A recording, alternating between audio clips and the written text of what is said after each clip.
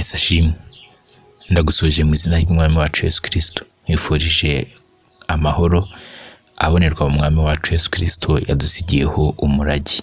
Njyewe ubasuhuza nitwa Nkundamahoro Salomo, mwene so muri Kristo Yesu. Ni umwanya wundi mwiza tubonye ngo twunguke kumenya Imana binyuze mu ijambo ryayo. Nkunda kubibabwira kenshi, n'ubureka mbibabwire. Ibyerekeye kubonera ijambo ry'Imana umwanya uhagije no kuritindamo, niho duhinduka abigishwa ba Kristo nyakuri. Hanyuma ibyo twasomye tukabisangiza abandi. Muvandimwe, iby'Imana ntabwo ishaka ko bigirwa ubwiru cyangwa se ngo ubyihererane, oya, ahubwo mu gushaka kwayo yashimye ko ibyayo bizakwira ku isi yose bigizwemo uruhare nanjye nawe. Ntabwo ari inshingano z'abapasitori cyangwa abigisha abandi, oya, ahubwo njyewe nshobora kuba nabikora mu buryo buzwi na bose, ariko mbikora umuntu umwe ku wundi, yageza kubabwira ubutumwa bwiza mbibasangiza. Nta kabuza hari abantu Imana izakiza binyuze muri wowe. Wibigira ubwiru, wibigihombo mu bwami bw'Imana.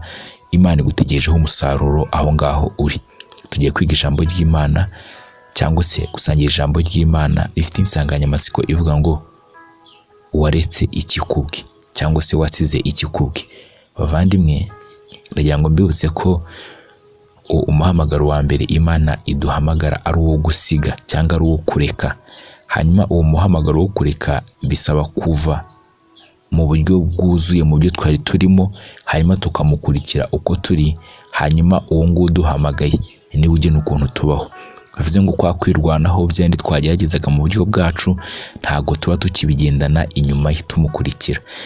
Hanyuma iyo tumugezeho niwe uduha imbaraga zo kuzinukwa bya bindi n'umutima wacu wose tutigirisha cyangwa se tutihumuriza. Urabona hari ukuntu umuntu areka ikintu ameze nk'arimo gushinyiriza, ameze nk'aho akiretse ariko umutima we gifatanye nacyo. Rero atanga imbaraga zo kubireka rwose no kubisiga.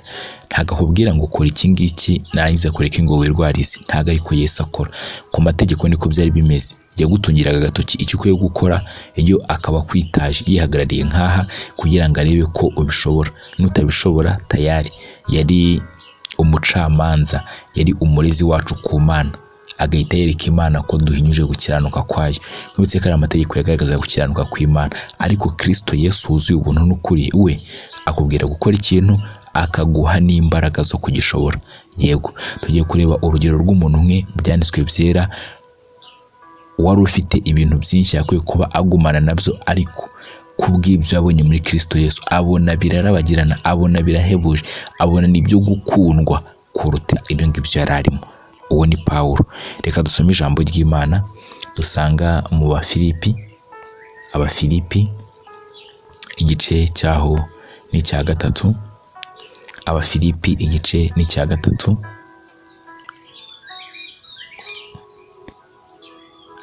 Ndahera ku murongo wa 4. Ndakoresha Bibiliya ijambo ry'Imana. Njyewe mfite impamvu zatuma niyemera ubwanjye. Haramutse hagize uwibwira ko afite impamvu zo kwiyemera, njyewe namuhiga. Umva nawe, nakebwe ku munsi wa 8. Icyo ni icya mbere. Ndi Umwisirayeli kavukire wo mu muryango wa Benyamini. Ndi Umuheburayo butwi. Ku byerekeye gukurikiza amategeko ndi mu Bafarisayi cyangwa se Abafarisayo. Naho ku byerekeye ishyaka natotezaga umuryango wa Kristo. Ku byerekeye ubutungane buzanwa n'amategeko ntari inyangamugayo. Nyamara byari bimfitiye inyungu, mbibara ko ari igihombo kubera Kristo.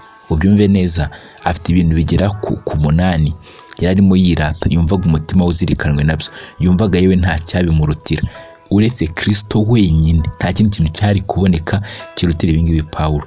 Yewe nikize kindi yari kubona ntacyo, ariko yarungurutse ubutunzi buri muri Kristo Yesu butagira akagero. Nk'uko ijambo ry'Imana mu Bakolosayi n'ubundi ritubwira ngo muri we niho ubwenge bwose no kumenya kose byahishwe. Bivuze ngo muri we harimo ubutunzi buhishwe, buhishurirwa gusa uwamwegereye n'uwamuhaye umwanya mu busabane. Reka nsome umurongo wa 8. Ndetse ibintu byose mbibara ko ari igihombo iyo mbigereranyije n'ubukungu buhebuje buzanwa no kumenya Kristo Yesu umwami wanjye.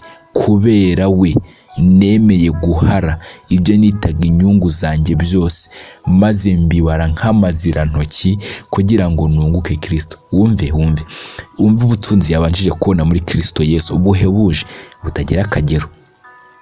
Hanyuma aravuga ngo kubera we, ubyumve neza, yabikoreye inyungu z'ubutumwa bwiza. Yabikoze atarimo ameze nk'aho abikora mu buryo bwe, oya, ahubwo yabikoze arimo agereranya, mbese yashyize ku munzani. Aravuga ngo ubu butunzi buri muri Kristo Yesu nibyo nagenderagamo njyewe numvaga ari inyungu, ni iki gifite agaciro? Abona ibiri muri Kristo Yesu birahebuje. Muvandimwe, iyo ufashe bya bindi wagenderagamo cyangwa se n'ibyo urimo nonaha ugashyira ku munzani n'ibyo ubona muri Kristo Yesu, ni icyo ubona kiganza ikindi. Ibyo muri Kristo Yesu byagakwiye kuganza. Niba bitaganza hari ikibazo, kandi icyo kibazo kiri kuri wowe. Ukwiye kwisuzuma neza, nanjye nkisuzuma nkareba niki kindyohera. Nihe handyohera kuhatinda? Nihe handyohera kuhaguma? Ni muri Kristo Yesu cyangwa ni mu bindi biri ku ruhande? Muvandimwe, wasanga ari ku bindi biri ku ruhande, ukamenya ko Kristo adafite agaciro muri wowe, kuko iyo agize agaciro ni ubu wa mbere. Kugumana nawe no kubana nawe birakuryohera muvandimwe. Hanyuma nagira ngo nanakwibutse ko ubu Kristo butagize icyo busiga, butagira sacrifice, ni ikinyoma rwose, ni ikinyoma. Bivuze ngo ubu Kristo bwose burasiga, burareka, kandi izo mbaraga navuze ko ari Kristo ubwe uziguhereza. Hanyuma nakwazaga ngo waretse iki kubwe? Bivuze ngo yarakwitangiye, yasize byose byo mu ijuru, aza ashaka wowe nanjye. None reka nkubaze muvandimwe, ni iki wasize kubwe? Kandi nawe ntago ashaka ko hari ibindi umutima wawe ukomeza kuzirikanwa nabyo, ukomeza kwihambiraho, ukomeza kugumana nabyo, ubitekerezaho cyane kurenza uko umutekerezaho. Muvandimwe, reka ngusabe mu mutima wawe umubwire ngo ndashaka kuba uwa mbere, umubwire ngo ndashaka ko ari wowe ubanza, umubwire ngo ndashaka kuba byose muri njyewe, umubwire ngo wasize byose mu ijuru, ariko njye mbabajwe nuko hari ibyo nkifashe nkaho ari ibyo bya mbere mu mutima wanjye. Muvandimwe, ndabigusabye. Pawulo yafashe umwanzuro. Niba wari ufite ibintu by'agaciro, yewe mu gihe cya none unarebye wasanga nta wundi muntu ufite ibintu by'agaciro byanganaga nk'ibyo, ariko ngo yabifashe nk'igihombo, nk'amazirantoki, abifata nk'ibintu bidafite agaciro.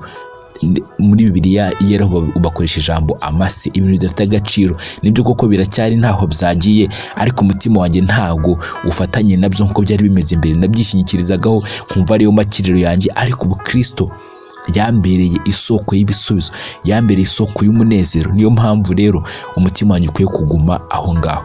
Muvandimwe, ndagusabye umubwire ngo umpe imbaraga n'ubuntu nesha iki kintu, erega gihora kimfata kikankomeza. Imana igufashe, ikugirire neza. Reka dusenge. Urakoze Mana kubw'aya mahirwe uduhaye yo gusangira ijambo ryawe, kugira ngo wongere utubaze twisuzume ngo ni iki tureka ku bwawe, ni iki twemera guhara, n'ibyo twemera gufasha ku ruhande ku bwawe. Mwami, bikatubera nk'igihombo, tukagufata nk'inyungu yacu ikomeye. Ubutunzi buri muri wowe ntibugira akagero. Ukomeze ubuduhishurire, tugukunde, twomatane nawe kurutaho. Mu izina rya Yesu, amen.